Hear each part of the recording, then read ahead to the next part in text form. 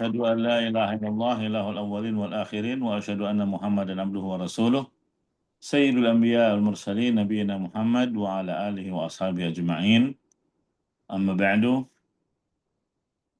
Hadis yang ke-23 an Abi Malik Al-Harith bin Asim Al-Asy'ari radhiyallahu anhu qala.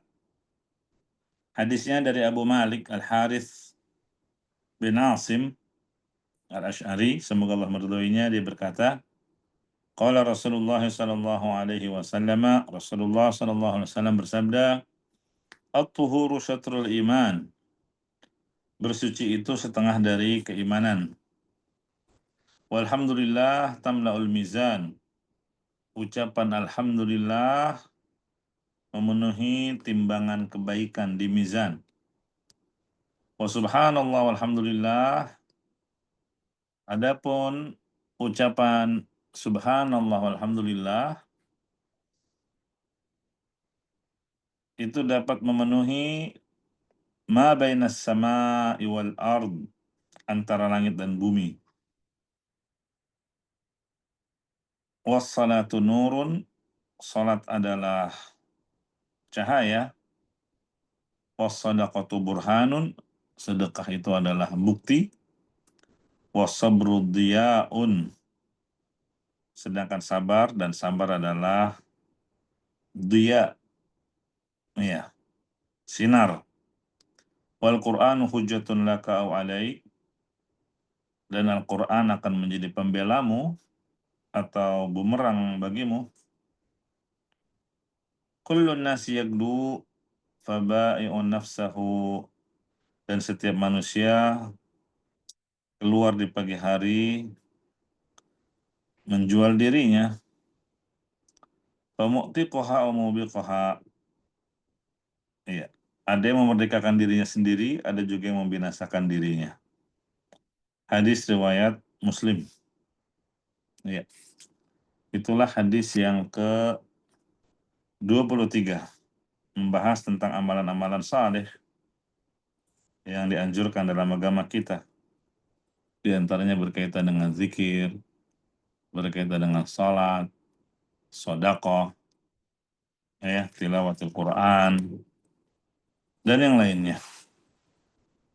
Dan hadis ini memotivasi kita untuk memperbanyak amalan saleh, karena amalan saleh itu akan memperberat timbangan kebaikan kita di mizan. Faman saqulat mawazinuhu faulaika humul muflihun. Siapa yang berat timbangan kebaikannya, maka dia akan meraih keberuntungan, yaitu dengan meraih surganya Allah Subhanahu wa taala. Ya. Hadis ini diawali dengan kalimat at-tuhur syatrul iman. Bersuci itu syatrul iman, setengah dari keimanan. Ada dua pendapat tentang makna at-tuhur, makna bersuci di hadis ini. Pendapat pertama mengatakan at-tuhur yang dimaksud di hadis ini adalah membersihkan diri dari berbagai macam kemaksiatan dan kesyirikan, kekufuran. Itu pendapat pertama. Iya. Ada yang hissi, ada yang maknawi. Bersuci itu kan ada yang konkret, ada yang abstrak. Nah, yang abstrak ini menurut pendapat pertama, yaitu kita membersihkan diri dari berbagai noda-noda yang mengotori jiwa kita, seperti kemaksiatan, kekufuran, dan kesyirikan. Sehingga orang yang mau sempurna keimanannya, ya dia harus membersihkan diri dari segala macam bentuk kemaksiatan, dan kemaksiatan terbesar adalah kesyirikan dan kekufuran. Ya, membersihkan diri dari sikap ketergantungan hati kepada selain Allah. Supaya apa? Tawakalnya kita hanya kepada Allah, bukan kepada makhluk. Iya. Nah, inilah yang dimaksud at-tuhur, mensucikan diri. Iya. Tidak sebagaimana orang-orang yang menggantungkan hatinya kepada selain Allah, termasuk kepada jimat atau sebab-sebab duniawi. Akibatnya apa? Tawakalnya dia bukan kepada Allah, tapi tawakalnya hanya kepada sebab dunia yang dia lakukan. Iya, maka itu mengurangi kadar keimanan seseorang. Jadi kalau mau sempurna keimananmu, bersihkan dirimu dari hal-hal yang dapat mengotorinya, jiwamu dari kesyirikan, kekufuran, dan kemaksiatan. Pendapat yang kedua, at-tuhur yang dimaksud adalah konkret, yaitu membersihkan diri kita dengan cara menjaga kebersihan. Ada namanya sunanul fitrah. Iya, sunanul fitrah itu diantaranya disebutkan merapikan kumis, kemudian apalagi ah, mencukur bulu kemaluan, mencabut bulu ketiak. Intinya Islam mengajarkan agar kita menjaga kebersihan. Ya, termasuk diantaranya adalah berwudu, mandi. Ini yang dimaksud at-tuhur. Jadi hadis yang sahih at-tuhur minal iman atau syatrul iman. Adapun hadis an-nadzafatu minal iman, ini hadis yang ada kelemahan padanya. Kalau ini hadis sahih, at-tuhuru syatrul iman. Iya. Jadi ada yang mengartikan iman yang dimaksud dalam hadis adalah salat. Berarti makna at-tuhuru syatrul iman apa? Berwudu adalah setengah dari salat. Karena dalam syariat agama kita, salat disebut iman. Seperti di Al-Quran, wa ma kana Allahu liyudhi'a imanakum.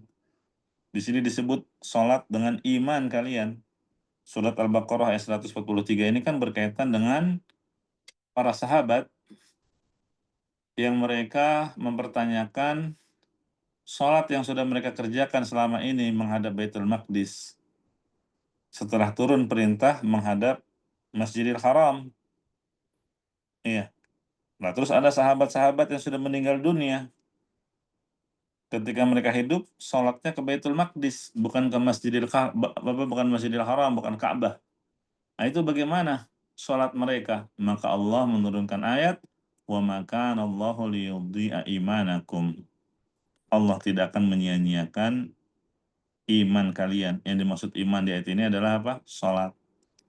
Jadi at-tuhuru syatrul iman menurut pendapat yang kedua artinya berwudu adalah setengah dari sholat.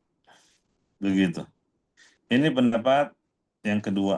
Ya. At-tuhuru syatrul iman berarti diartikan berwudu itu setengah dari sholat. Karena nggak mungkin kita melaksanakan sholat kecuali setelah berwudu.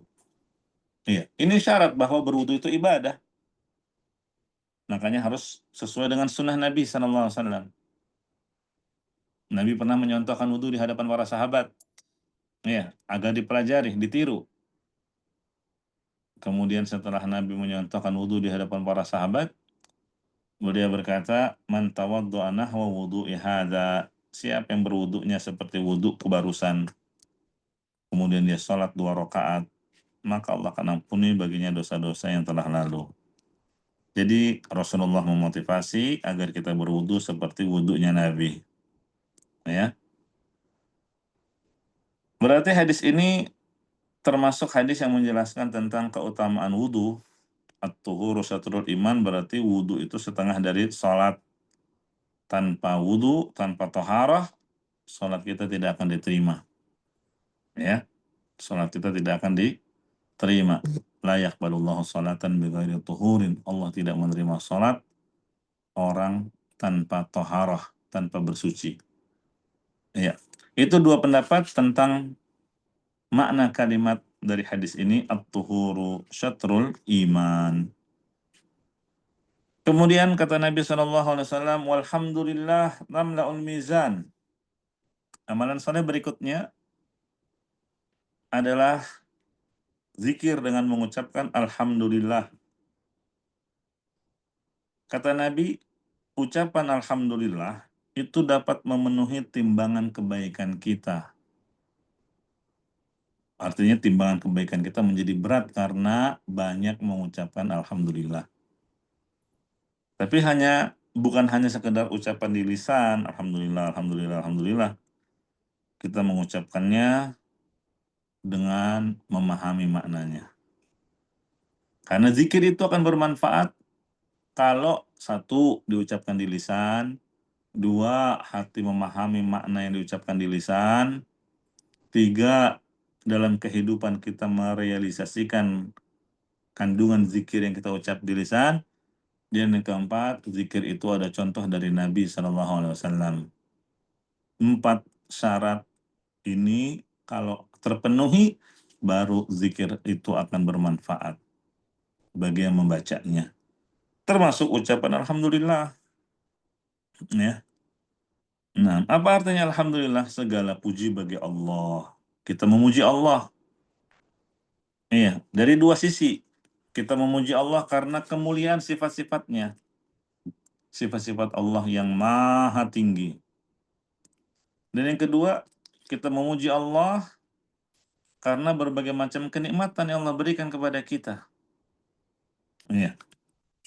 Atau lebih tepat juga diucapkan dengan kalimat syukur. Iya, kita memuji Allah Subhanahu wa Ta'ala karena Allah memang satu-satunya yang layak untuk dipuji dari segala sisi.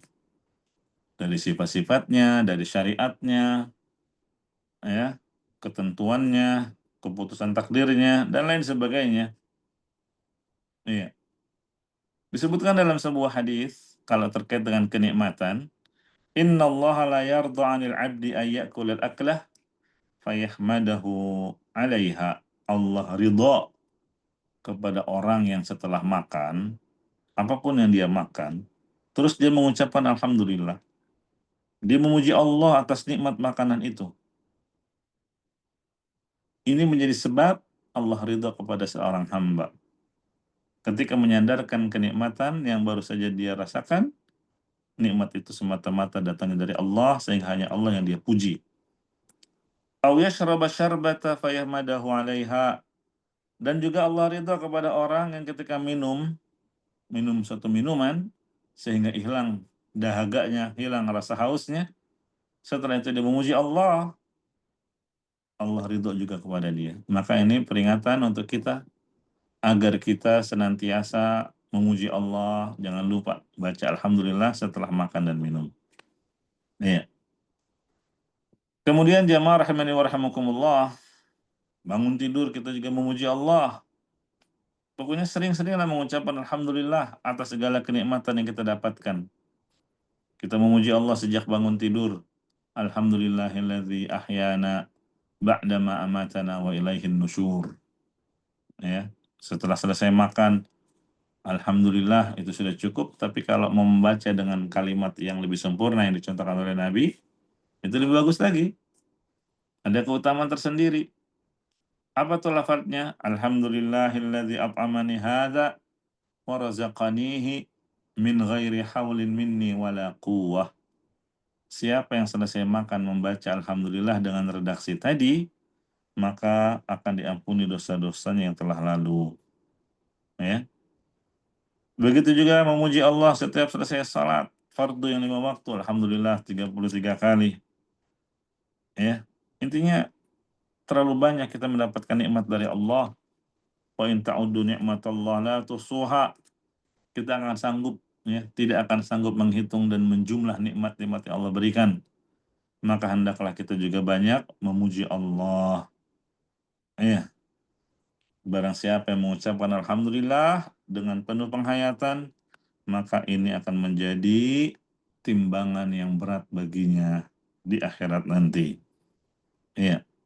Nah, jadi jamaah rahimani wa rahimakumullah, hadis ini menjadi dalil bahwa pada hari kiamat nanti akan ada mizan. Apa itu mizan? Timbangan amal.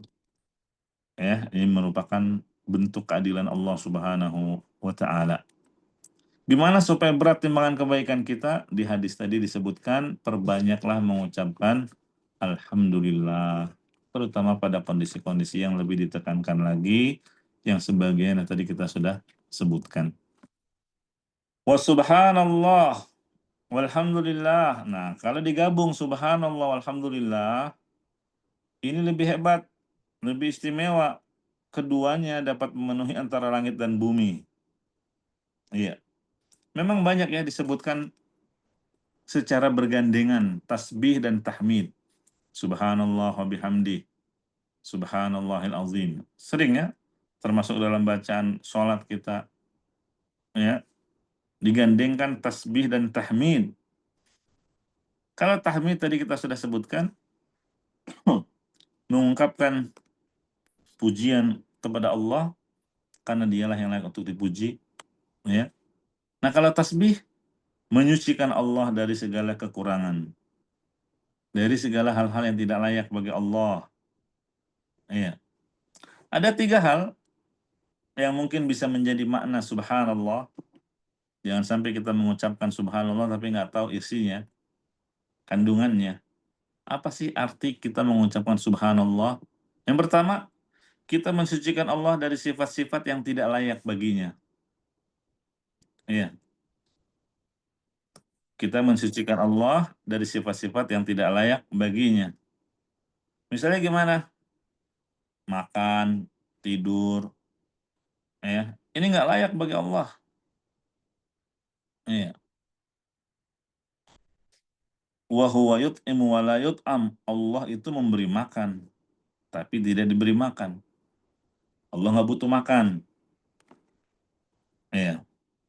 Makanya ketika Allah menjelaskan tentang Nabi Isa dan Maryam, bahwa Isa dan Maryam itu bukan Tuhan, kenapa? Karena Isa makan, Maryam juga makan. Berarti bukan Tuhan. Kenapa? Karena kalau Tuhan nggak butuh makan. Begitu.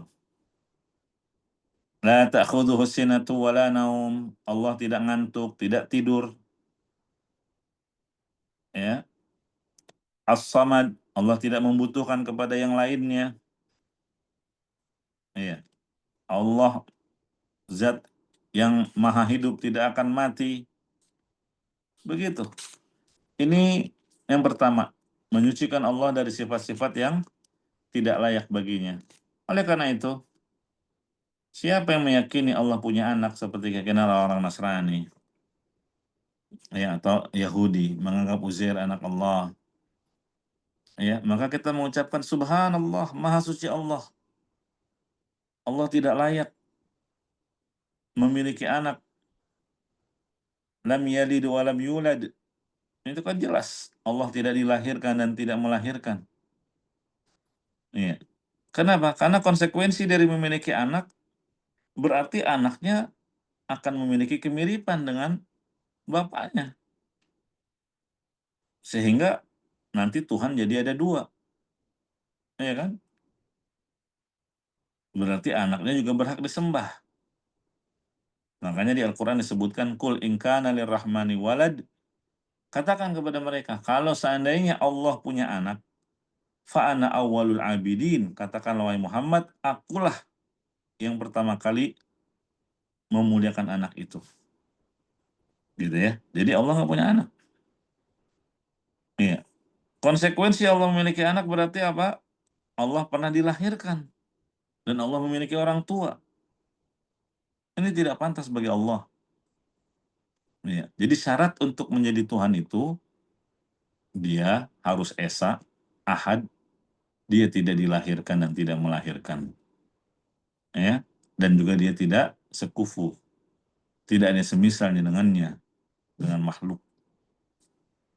Nah, itulah makna tasbih yang pertama, kita mensucikan Allah dari sifat-sifat yang tidak layak. Yang kedua, mensucikan kesempurnaan Allah dari kekurangan. Artinya Allah itu nggak pernah lelah, nggak pernah merasa letih.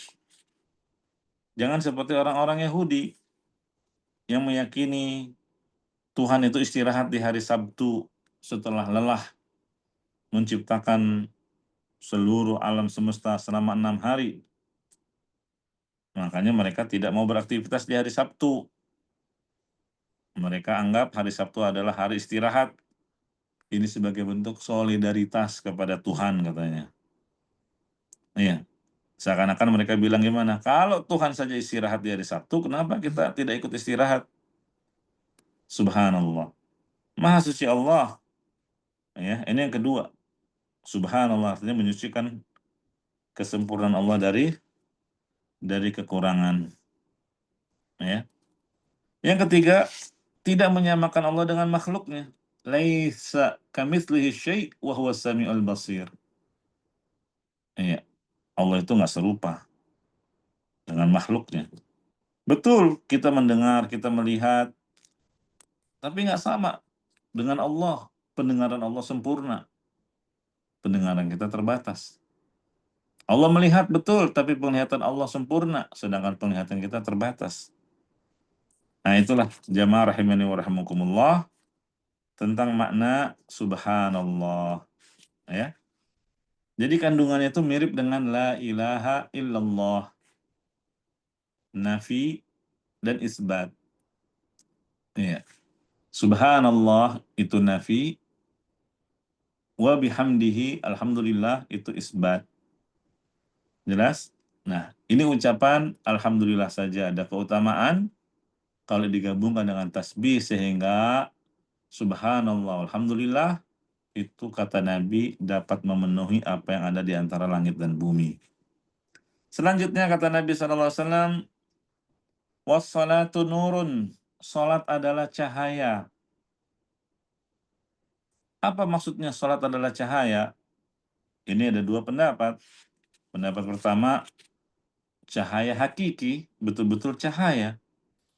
Karena kita membutuhkan cahaya, apalagi di akhirat, di alam kubur misalnya. Kita butuh cahaya. Di padang mahsyar kita butuh cahaya. Iya. Terus sampai ketika menyeberang di atas as-sirat, kita butuh cahaya. Nah, kalau ingin mendapatkan penerangan di kala tersebut, maka tegakkanlah salat. Ya, kita butuh cahaya di dalam kubur, di padang mahsyar. Oleh karena itu, orang yang senantiasa mengerjakan salat, dia akan diberikan cahaya di dalam kuburnya. Dia akan diberikan cahaya ketika di padang mahsyar, sehingga mudah dikenali oleh Nabi Shallallahu Alaihi Wasallam. Ya, kita tahu ya kubur itu penuh dengan kegelapan, makanya kita butuh cahaya. Demikian juga di padang mahsyar. Iya, di alam kubur kita menyadari akan sendirian dalam kegelapan. Ini aja udah menjadi siksaan. Apalagi Nabi mengabarkan kalau jenazah sudah dikubur, itu si mayit yang ada di dalam kubur mampu mendengar suara sandal orang-orang yang mengantarnya pulang ke rumah masing-masing. Ya, ini menjadikannya apa? Sedih bagi si mayit karena merasa dirinya ditinggal, apalagi dalam kegelapan. Ini menunjukkan kita sangat butuh cahaya. Gimana supaya kuburan kita terang dengan cahaya? Nabi mengabarkan wassalatu nurun, tegakkanlah salat, ya, banyak-banyaklah salat. Semakin banyak salat yang Anda tegakkan, semakin terang kuburan Anda nantinya. Ya. Begitu juga di padang mahsyar, terus sampai di atas as-sirat. Kenapa Nabi SAW mengabarkan manusia ketika menyeberang di atas jembatan sirat kecepatannya berbeda-beda? Ada yang secepat kilat, ada yang secepat larinya kuda pilihan. Kenapa berbeda-beda kecepatannya? Jawabannya karena kadar cahaya yang ada di hadapan mereka berbeda-beda, tidak sama. Ya, ada yang sumber cahaya seperti gunung, ada yang sumber cahaya seperti pohon kurma, dan seterusnya. Nah ini jemaah rahimani wa rahimakumullah, penafsiran yang pertama, sebagaimana dipertegas oleh Nabi dalam hadis yang lain, ya, ketika disebutkan tentang sholat, apa kata Nabi? Man hafadha 'alaiha, siapa yang menjaga sholat, kanat lahu nur, kanat lahu nura, dia akan mendapatkan cahaya, wa burhana, dia akan mendapatkan petunjuk, wa najatan yaumal qiyamah, dan dia akan mendapatkan keselamatan di hari kiamat. Sebaliknya, wa man lam yuhafid 'alaiha, siapa yang tidak menjaga salat, lam yakun lahu nurun, dia nggak akan dapat cahaya. Wala burhanun, dia tidak akan mendapat petunjuk. Wala najatun, dia tidak akan mendapat keselamatan. Dan yang lebih mengerikan apa? Dia akan dibangkitkan pada hari kiamat bersama Qarun, Fir'aun, Haman, dan Ubay bin Khalaf. 4. Semuanya tokoh kafir. Qarun, dia tidak sholat karena apa? Sibuk menghitung-hitung harta. Fir'aun, dia nggak sholat karena apa? Karena bangga dengan kerajaannya, kekuasaannya. Haman, kenapa dia nggak sholat? Karena sibuk dengan jabatannya. Ubay bin Khalaf, dia pedagang, saudagar kaya. Dia nggak sholat karena sibuk dengan perniagaannya.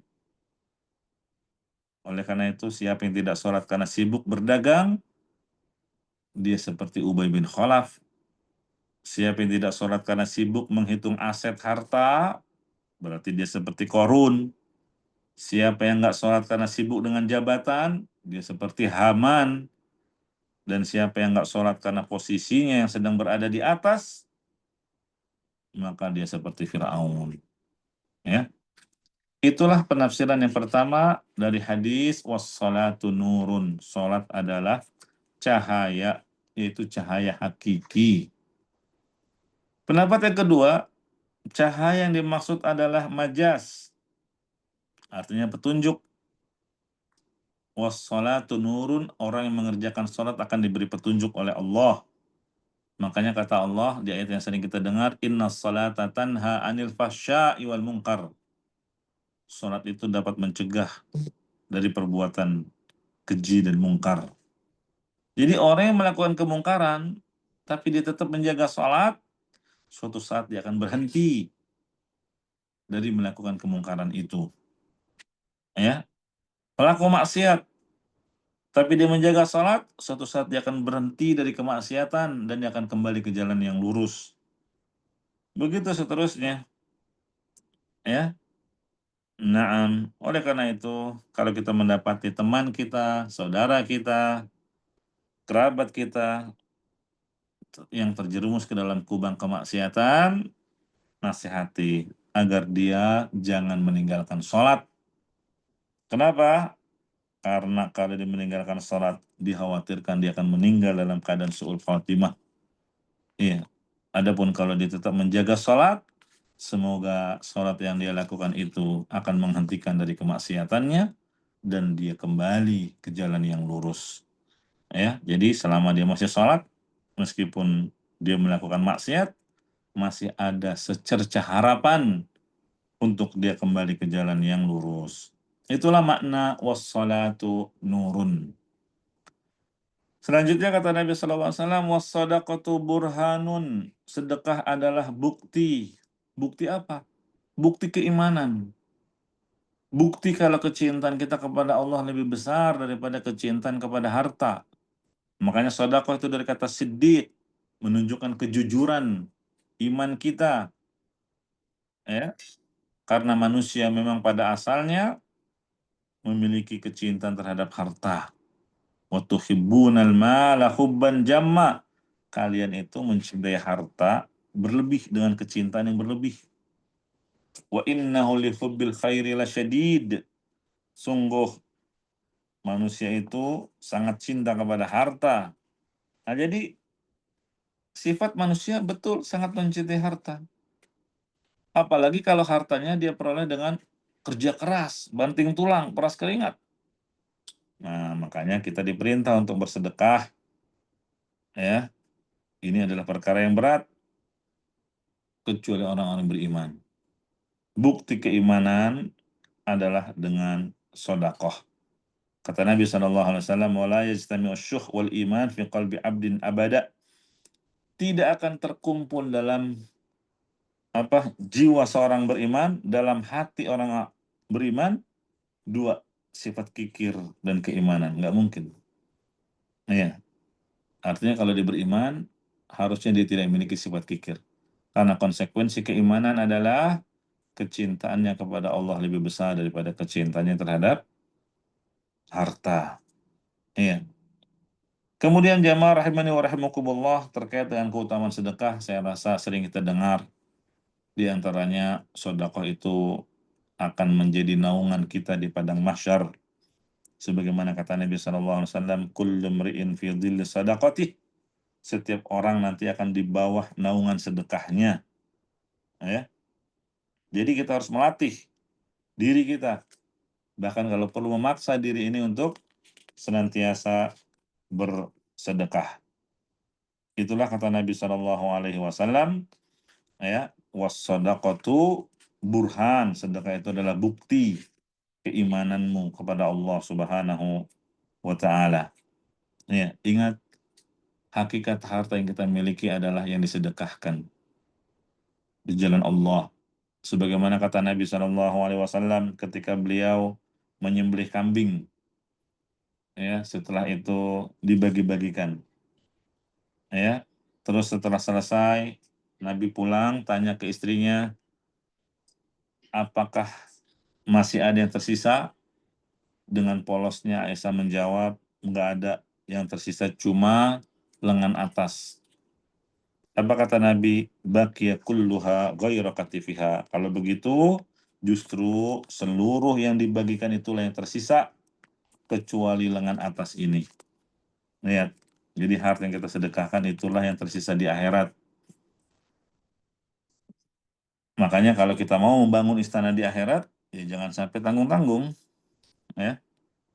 Nah, tapi ingat, bersedekah bukan berarti kemudian kita melalaikan keluarga kita, istri kita, anak kita.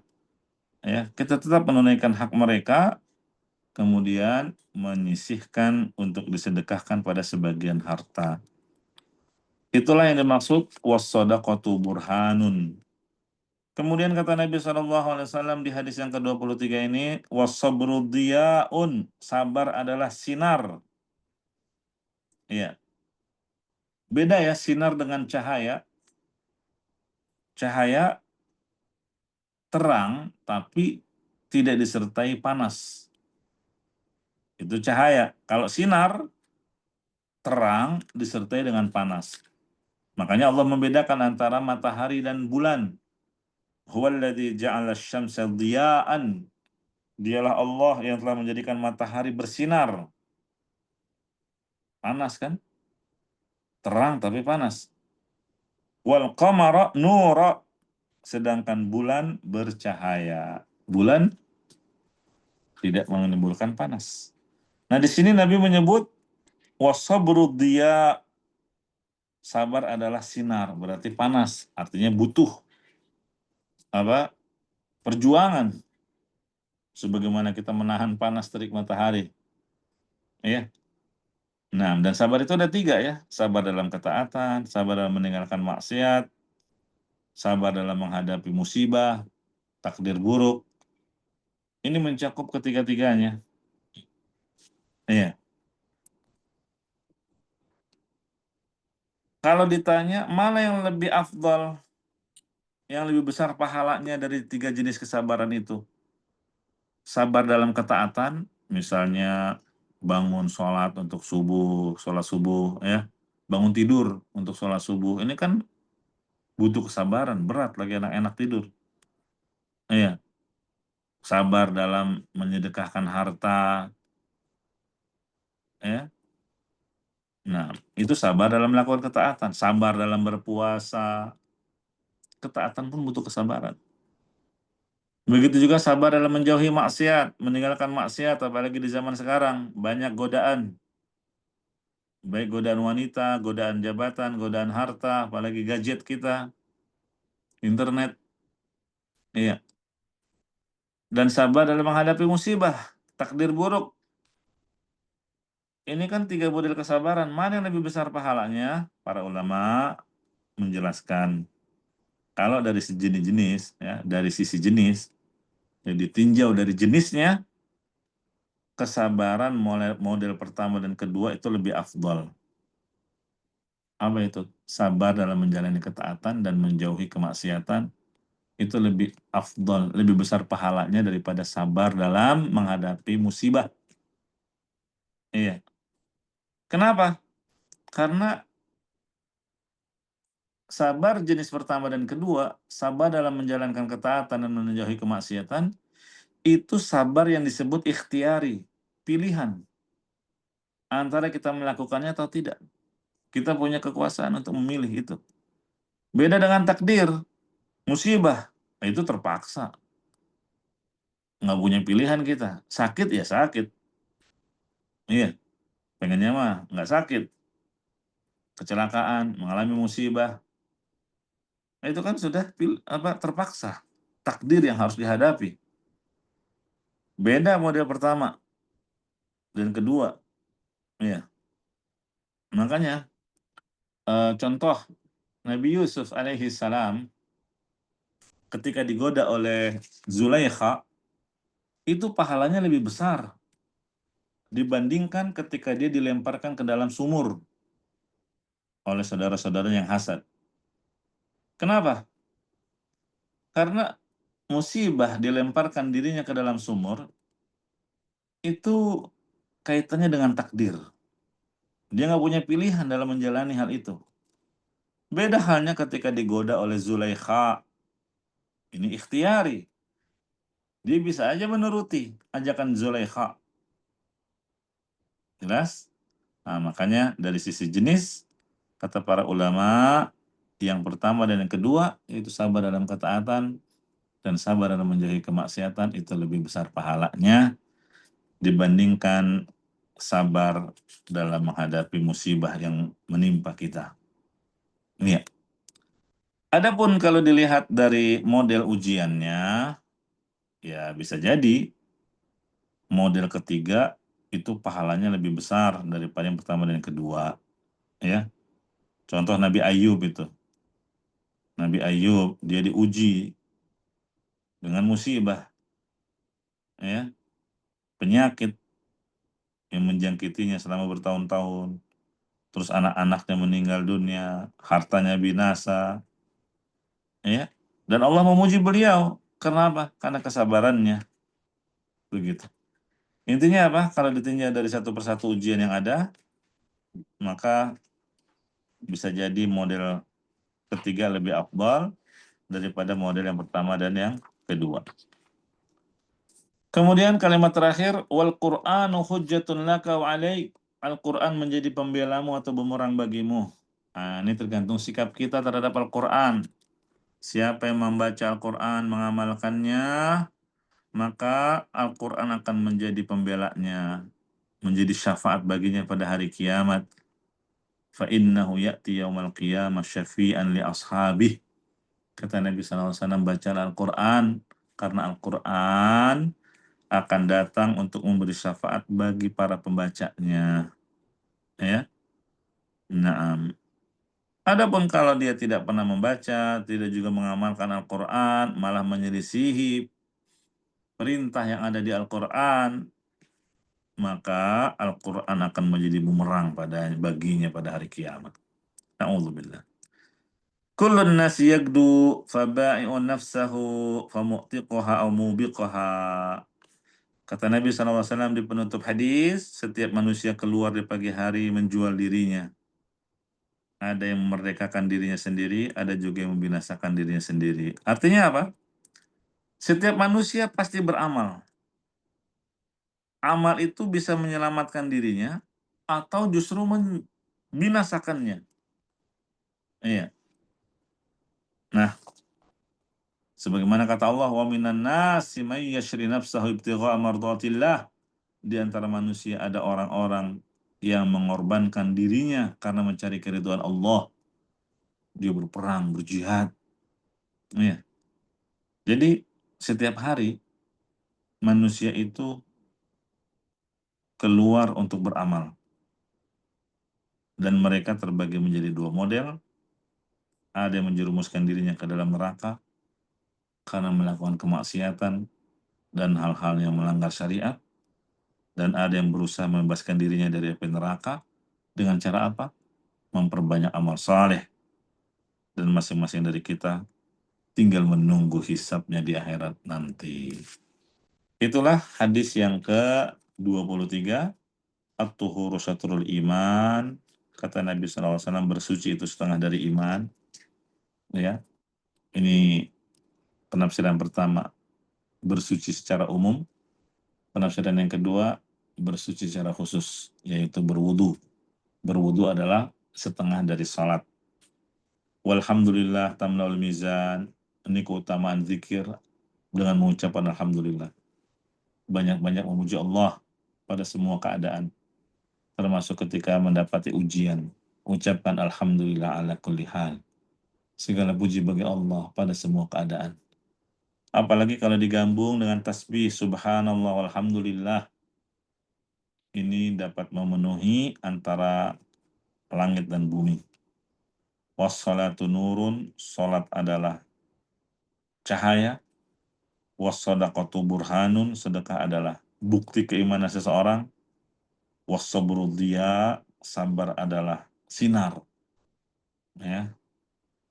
Wal Qur'an hujjatun laka aw alaik, Al-Qur'an bisa menjadi pembelamu atau penggugatmu. Ya, kullun nasi yagdu fa ba'i'un nafsah fa mu'tiqaha aw mubiqaha, rawahu Muslim. Ini hadis yang ke-23, hadis yang cukup panjang, namun alhamdulillah kita bisa jelaskan secara ringkas dan kita ambil faedah dari kalimat-kalimat tersebut. Demikian Mas Jahan yang bisa kita sampaikan. Barangkali ada pertanyaan terkait materi atau yang lainnya, tafadhalu, barakallahu fikum. Alhamdulillah, ini kabar Allah, Ustaz. Silakan Bapak Ibu, adik-adik. Ini adik-adik yang CPNS baru sekarang bergabung nih. Silakan kalau ada Masya Allah. pertanyaan. Ya di sini agak ini Pak, panjang Ustaz ya. Banyak faedah-faedah di sini ya Ustaz ya. Tentang uhud, kemudian ucapan ya alhamdulillah, subhanallah, kemudian tentang kesabaran, dan masih banyak nih kandungan-kandungan di hadis ini Ustaz ya. Silakan adik-adik kalau mau bertanya langsung atau bisa ditulis di chat. Oh ada chat nih. Oh belum ya. Silakan. Kalau ada pertanyaan bisa ditulis di chat.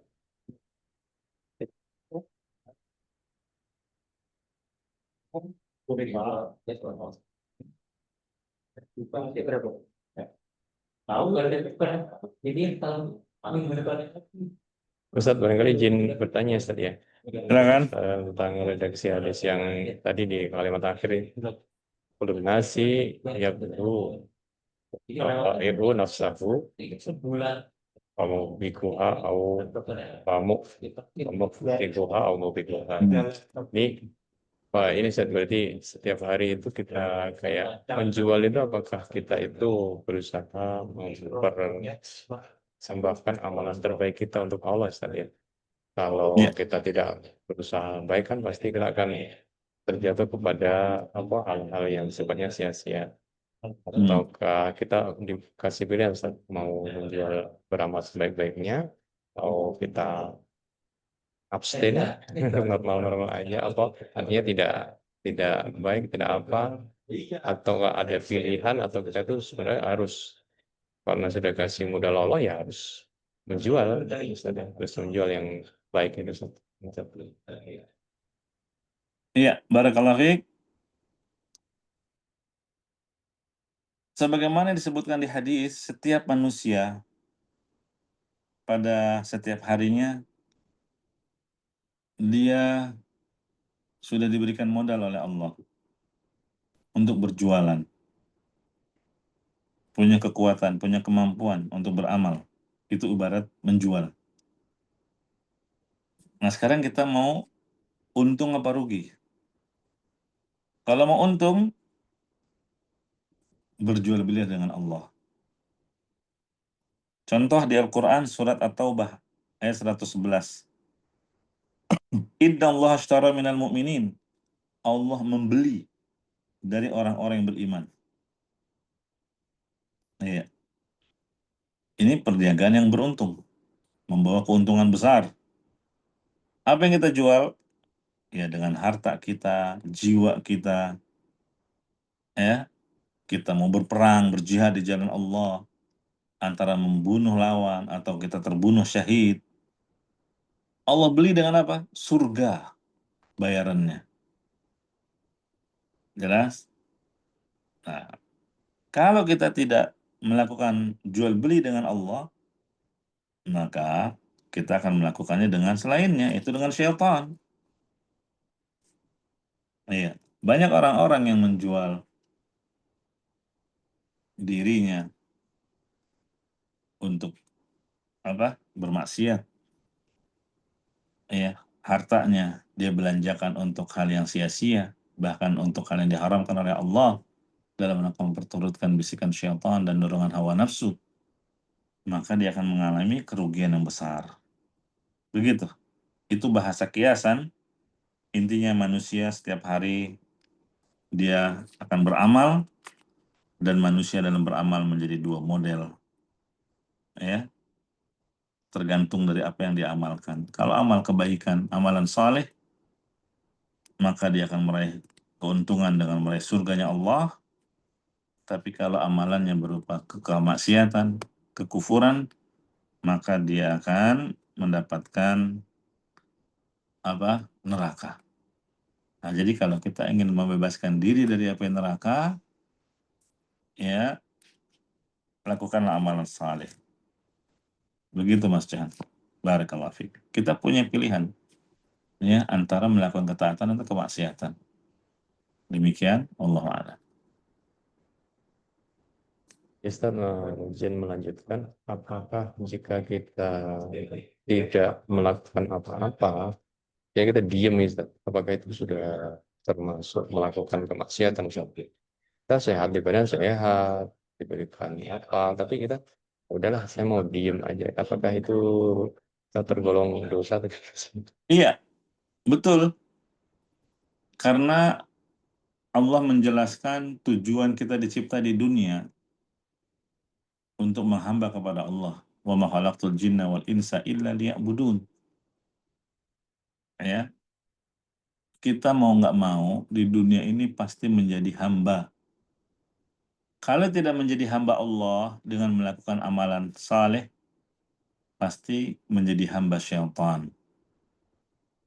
Ya, dengan tidak menjalankan perintah Allah berupa ibadah tadi. Diamnya dia itu sudah kemaksiatan. Ya, saya nggak melakukan ketaatan, saya nggak melakukan kemaksiatan. Saya mau diam saja. Ya, itu sudah kemaksiatan. Kenapa? Karena dia tidak menjalankan apa yang Allah perintahkan di Al-Quran. Allah mengabarkan tujuan dia menciptakan jin dan manusia adalah untuk ibadah kepada Allah. Iya. Tidak disebut tentang hewan. Yang disebut dua, jin dan manusia. Wa ma khalaqtul jinna wal insa.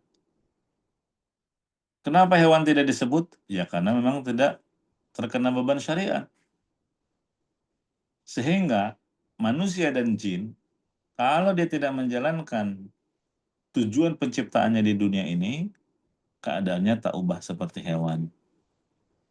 Malah hewan mending, karena dia berakhir menjadi abu, tidak di surga, tidak di neraka. Kalau manusia, nggak bisa. Tempat kembali hanya ada dua kemungkinan. Kalau nggak di surga, berarti ini neraka. Wal'iyadzubillah. Begitu Mas Johan. Barakallahu fiik. Ya, barakallah Ustaz. Ada pertanyaan dari Seven ya. Ah, namanya nggak ketahuan Ustaz. Dia bertanya, Assalamualaikum Ustaz, izin bertanya bagaimana menjaga hati untuk tetap istiqomah dalam kebaikan. Ya. Waalaikumsalam warahmatullahi wabarakatuh. Ya, pertanyaan yang bagus. Semoga menunjukkan kebaikan bagi si penanya untuk senantiasa istiqamah dalam kebaikan. Bagaimana cara menjaga hati untuk bisa istiqamah? Yang pertama adalah berdoa, memohon kepada Allah, ya muqallibal qulub, tsabbit qalbi ala dinik. Ya Allah yang membolak-balikan hati, kokohkanlah hatiku di atas ketaatan. Iya. Karena yang bisa membolak-balikan hati manusia hanyalah Allah Subhanahu wa taala. Itu yang pertama, banyak-banyak berdoa. Dan dalam sholat kita juga berdoa, ihdinas siratal mustaqim. Itu termasuk kandungannya adalah memohon keistiqomahan. Kemudian yang kedua, menuntut ilmu agama. Ya, mempelajari Al-Quran dan hadis. Ini salah satu sebab untuk dapat istiqamah. Apalagi hidup di zaman sekarang, banyak sekali syubhat, dorongan syahwat. Kalau kita tidak memiliki benteng yang kokoh dari Al-Quran dan hadis, akan sangat mudah melenceng. Dan syaitan sangat berambisi untuk mengeluarkan kita dari jalur keistiqomahan. Kemudian yang ketiga, baca zikir pagi petang.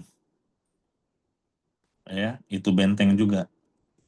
Di situ kita membaca Al-Falaq, An-Nas, yang isinya adalah berlindung kepada Allah min syarril waswasil khannas alladzi yuwaswisu fi sudurin nas.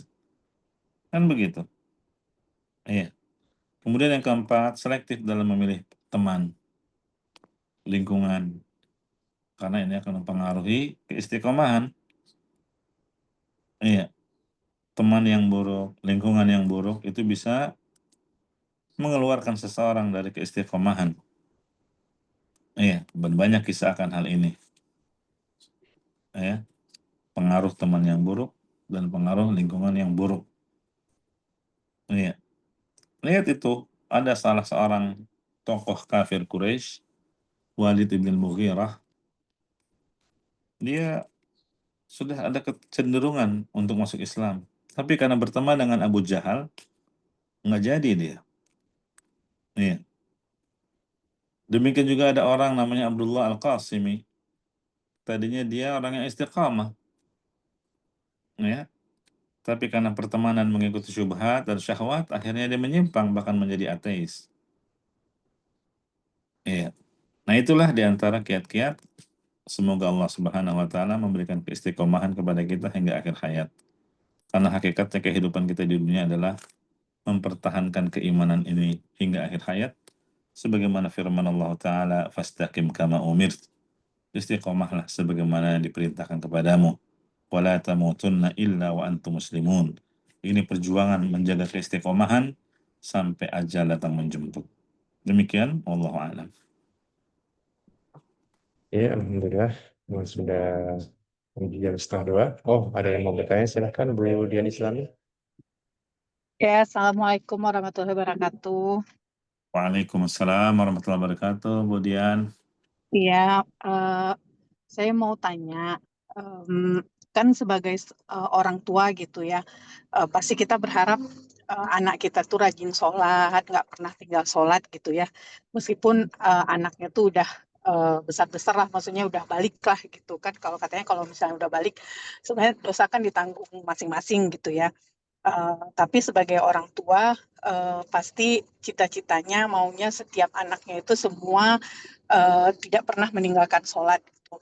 Nah, jika terjadi ada anak-anak yang meninggalkan sholat dan kita sebagai orang tua tuh sudah mengingatkan dengan caranya kita gitu. Dan ternyata pasti menimbulkan kesedihan ketika itu tidak dilaksanakan oleh anak. Eh, yang mau saya tanyakan, sikap kita sebagai orang tua itu seperti apa jika memang terjadi hal yang demikian. Kemudian yang apa namanya, saya juga pernah dengar kalau doakanlah gitu, istilahnya doakanlah supaya anak-anaknya rajin sholat gitu ya. Selain itu, ada hal lain mungkin yang bisa dilakukan oleh setiap orang tua supaya apalagi misalnya orang tuanya sudah sepuh gitu ya, pengen lihat anak-anaknya tuh sholatnya rajin lah gitu, paling nggak sholatnya lah gitu rajin gitu ya. Tapi ketika tidak terlaksanakan ada rasa kecewa dan itu membuat beliau sedih gitu. Mungkin ada apa namanya nasihat dari Ustadz yang bisa disampaikan yang bisa kami teruskan nanti mungkin kepada orang tua kami. Terima kasih Ustadz. Iya, barakallahu fiik. Terima kasih pertanyaannya Budian. Memang itu tanda kebaikan ya, ketika kita sedih melihat saudara kita, orang yang kita cintai, apalagi anak, sementara dia tidak taat kepada Allah dengan meninggalkan salat.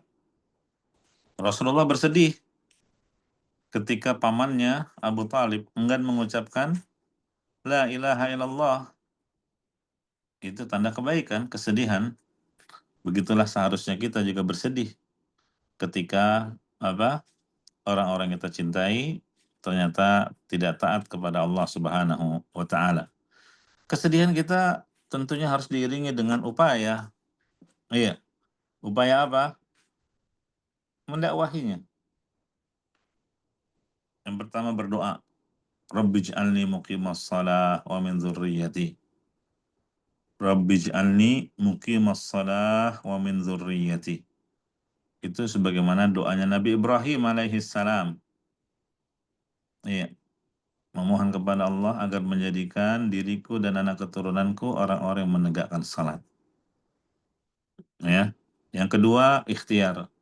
Mengingatkan mereka sebagaimana perintah Allah wa'mur ahlaka bis shalah, perintahkan anakmu, keluargamu untuk mengerjakan salat.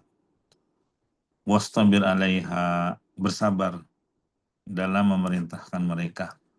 Jangan putus asa. Saya udah capek, udah sekali, 2, 3 kali. Terserah dialah mau salat mau enggak boleh begitu. Jangan egois. Allah menggandingkan perintah menyuruh keluarga salat dengan perintah untuk sabar.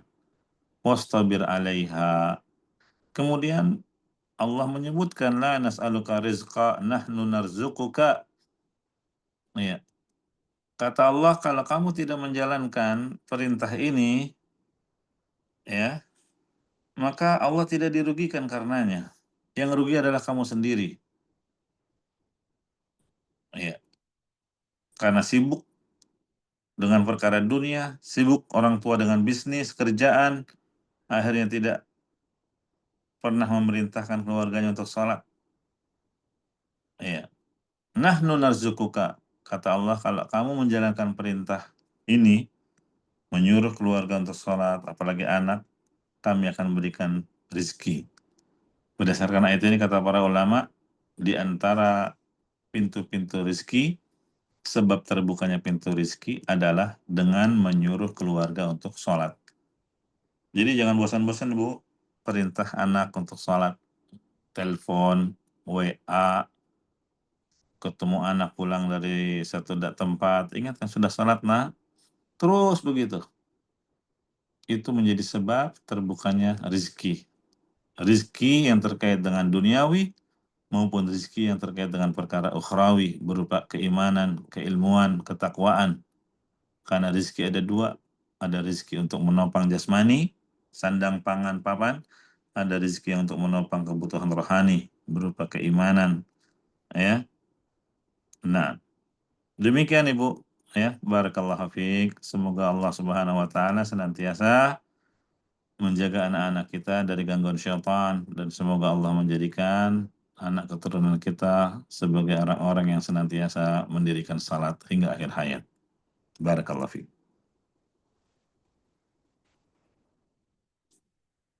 Insyaallah semoga Allah memudahkan kita Ustaz ya. Amin. Jadi orang tua tuh ada aja cobaan Ustaz. Iya, semua ada cobaannya, ada ujiannya. Baiklah, Bapak Ibu sekalian, sebenarnya temanya menarik sekali ya, tapi karena kita harus kembali lagi ke bekerja kerja, Ustaz, tolong diberikan penutup aja Ustaz. Barakallah. Iya. Alhamdulillah, di tengah kesibukan kita bekerja atau bahkan WFH, semoga Allah Subhanahu wa taala menjaga keistiqomahan untuk kita semua, senantiasa meluangkan waktu dan harus memperjuangkannya untuk menambah ilmu agama. Karena fasilitas untuk menambah ilmu agama semakin dipermudah oleh Allah Subhanahu wa taala. Iya. Nah, termasuk ya dengan pengajian rutin kita ini membahas hadis arba'in, ya. Sudah sampai ke hadis 23. Semoga Allah berikan kemudahan sampai menyelesaikannya. Biidznillah ta'ala. Kurang lebihnya mohon maaf, kita tutup. Subhanakallahumma bihamdika. Asyhadu an la ilaha illa anta, astaghfiruka wa atubu ilaik. Walhamdulillahi rabbil alamin. Wassalamualaikum warahmatullahi wabarakatuh. Waalaikumsalam warahmatullahi wabarakatuh.